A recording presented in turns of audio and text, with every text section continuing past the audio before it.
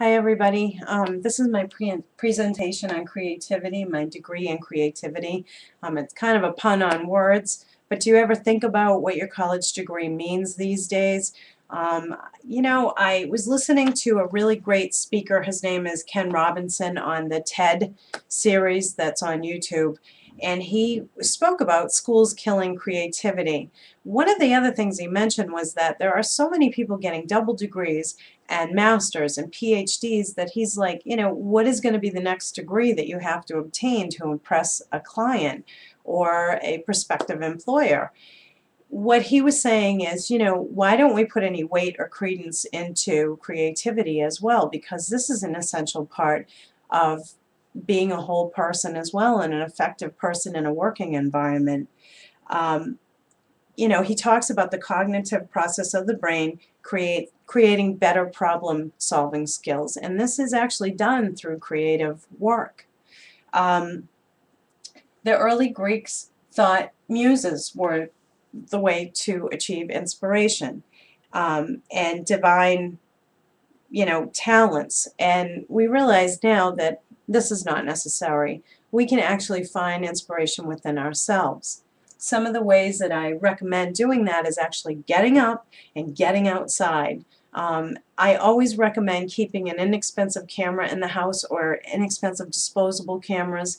If you have the money and you can afford to get a flip camera or something like that, that's great too.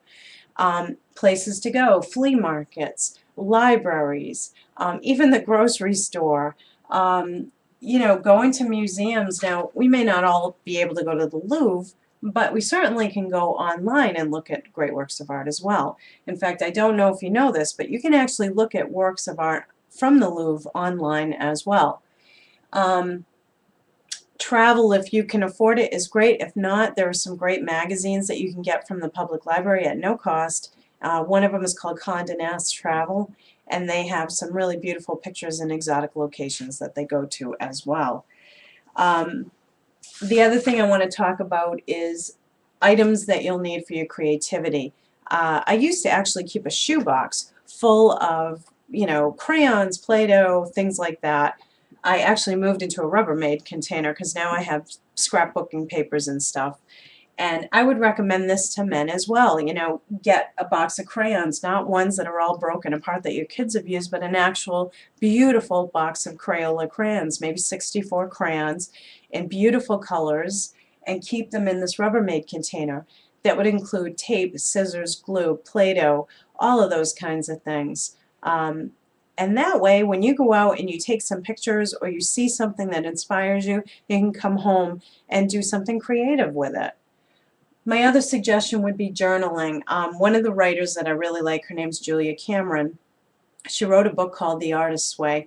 Now, the book is important because it talks about, again, doing an exercise every morning, and that is doing morning pages in a journal situation. Now, in this person's journal, what I love is they actually incorporated artwork and doodles in with their free writing.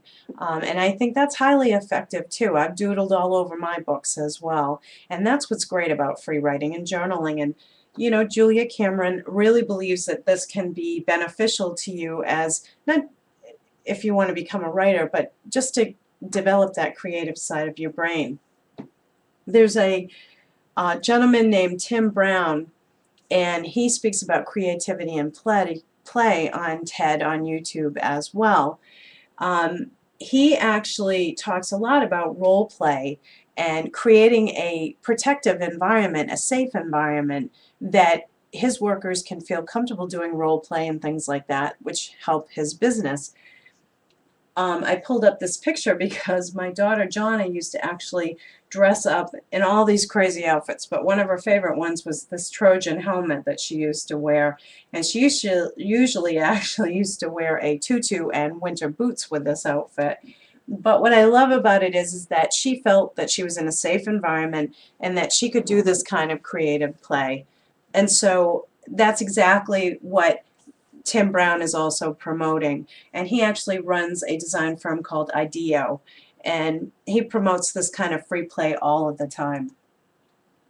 The other thing I would suggest is when you're out at these flea markets and all of these things, to keep a shelf open to keep, like, seashells, trinkets, pictures, anything that causes you to have inspiration. Almost like a little temple to yourself. If you can't afford a shelf, a space like that, you could always do a storyboard. This is one that I used on a job that I just did. But you certainly could take items like this and post them up on a board like this with textures of fabrics and materials so that it would work as an inspiration piece as well. In closing, I would just like to say that all of these things are really important to keep your mind creative and open and flowing. And the benefit is not only will you have your degree from school that we're all attending now, but you'll have the added benefit of being a real problem solver.